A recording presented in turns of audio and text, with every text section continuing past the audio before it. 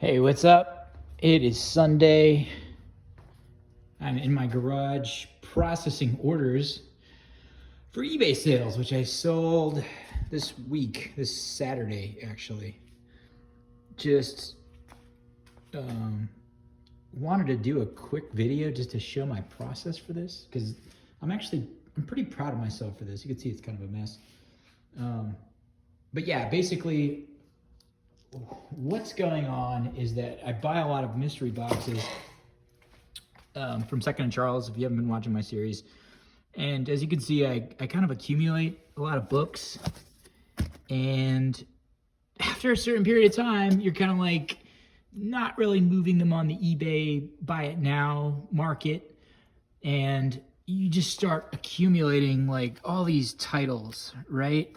Like stuff that's attractive in some respects, and then stuff that's kind of attractive in some respects, and then stuff that is attractive and will go, in a day, right? So usually what happens in these mystery boxes is I get one or two books of value, of like high value. Like this one, you'd never believe it. This is worth like, $25. Same with this, rare, obscure, people will pay good money for them. This is a variant. I have online right now. I have $50 on that book. That's not bad. But then other stuff is just like, kind of good reader stuff, like Revival here. These are great books from Image, but realistically, if I put those up for 20, 15, $10, they're gonna sit forever, and nobody's really gonna buy them. So what I do, some of these I put them on for maybe like a month. And if they don't do anything, then what I'll do is I'll just go ahead and throw them on like an auction. See, I got more up here even. I'll throw them on an auction for $1, with whatever shipping and handling, right? And instead of doing them like one at a time, I'll do them all like on a Saturday, right? See, these got sold for, $5, so this stack's going. But I'll do them for $1. Usually somebody will buy them for like $5 plus, they're $5 for the shipping and handling for, media mail. And so tomorrow, I sold like 10 lots yesterday. And, we're talking like $5 a lot, and eBay takes its cut. So really, I probably walked away with like $20-25 for all these books. But, at the same time, again, like, I'm selling these bigger books, and this is just kind of some of the aftermath, of, these are like ready to go out. I just got to put the labels on them and shoot them out. But what you're dealing with is like the aftermath of, getting bigger books and making money, but then you have this like byproduct of all these not so great books, which you see here. So I guess to close, really, like, I have a packing process where I try to make it as easy for myself as possible, right? So this is a 62-cent box. These are Walmart, they're 11 by 7 by, 5. Comic books fit really well into these. These are 62 cents a piece. So I'll just go to Walmart, and pick up like 12 at a time whenever I'm there. And then, you sell a lot of books, 21 books. I'll do them like 21 at a time, something like that. I'll throw them in here pretty easily, like you just take your box. You don't modify it at all, because you start modifying it, you put more time into it. You take your stack, you put 2 pieces of cardboard on both sides. I usually cut the cardboard off of a box. That's what this mess is right here. Wrap it up in some, like a plastic bag. It doesn't have to be a nice plastic bag or anything, but just something so when you tape, you're not going to catch like raw books. Cause sometimes I don't even bother bagging and boarding them because, I'm just selling them in bulk, right? Wholesale. So then you put the plastic bag around it. If it rains, if it gets wet, it's protected. So, you can see it fits pretty snug in there, right? You have a little room left. So you could cut the box down. I used to cut boxes. And a tip that I've learned about shipping is that it doesn't really matter too much about the size of the box as it does the weight, right? So you can add a little bit of, a couple ounces in here And what I do, you know, you can probably imagine like filling that space gets expensive, right? So what I do is I'll grab, you know, I get groceries every week. I don't know about you, but I would get paper, right? And these are all reusable, compostable, and recyclable, right? So I'll cut this up, you know, with scissors and just plop it in the bag. And then what I'll do is scrunch it up to make it a little bit more voluminous, right? Get it nice and massive, you know? Like as much mass as you can get for the amount of like space. And you know, once you get them all nice and scrunched, sorry about the noise here. And what you do, take your handful, just like this. You put it in the bag, just like that, or put it in the box just like that. You kind of spilling out of the top a little bit. So when you close it up, it's nice to, it's just, you know, kind of, it's nice and snug. Sorry, this back here. Nice and snug in the box. And you have this nice box here, you know, sturdy, don't have to worry about rain. You got it wrapped up in plastic. And now you're gonna do the last test. And I'm not gonna do it here just because I gotta tape all this. I'm trying to hold the phone at the same time. But you do one more test, right?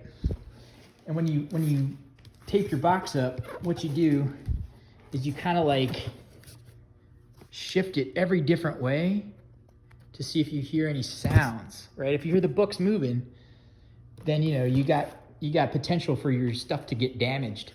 So you just do a quick pickup of the box and just kind of hear for like ticks or noises that it's making from the books hitting the side of the box. And if you hear that, then you know you gotta open it back up and make sure, because what will happen is even for like some of these lots went for like $5, but I have had it before to where people, you know, they'll get the books and they'll have moved around a little bit and they'll write you back and they'll be like, hey, you screwed up my books. You know, being somebody who's a comic collector, I understand. Like, I'm paying $5 for this. I want some sort of guarantee, right? That they're going to be in shape.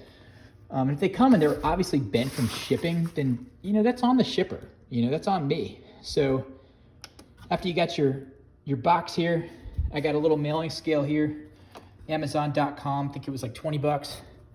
Just plop it on there, weigh it, you know, and really you can do this kind of before. The reason why I always do consistent lots of like 21 is because you can always kind of get your price point for shipping ahead of time.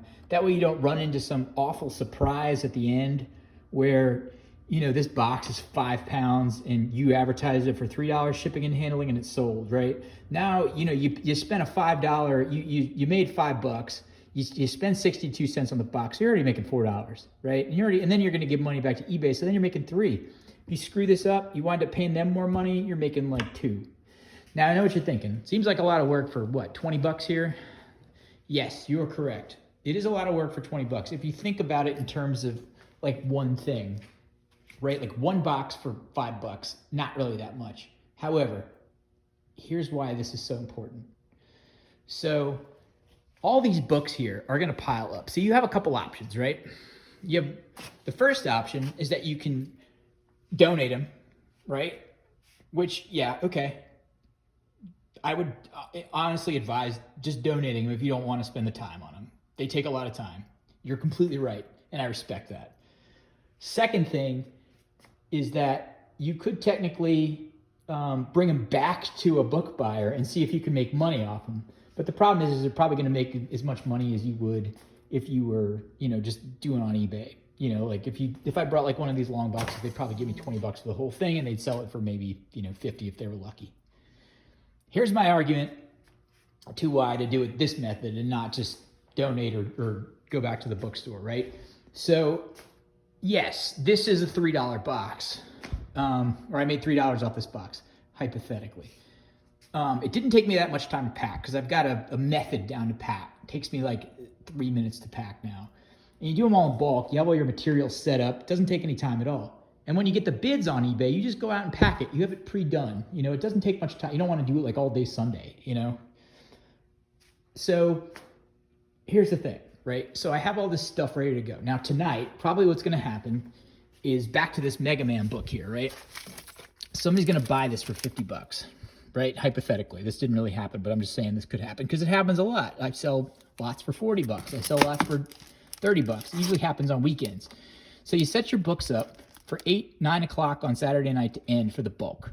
Somebody buys a $40 lot off your higher end stuff, and then you're going to the mail anyway on Monday, right?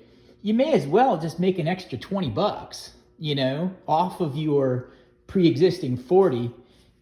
Number 2, you're clearing out space.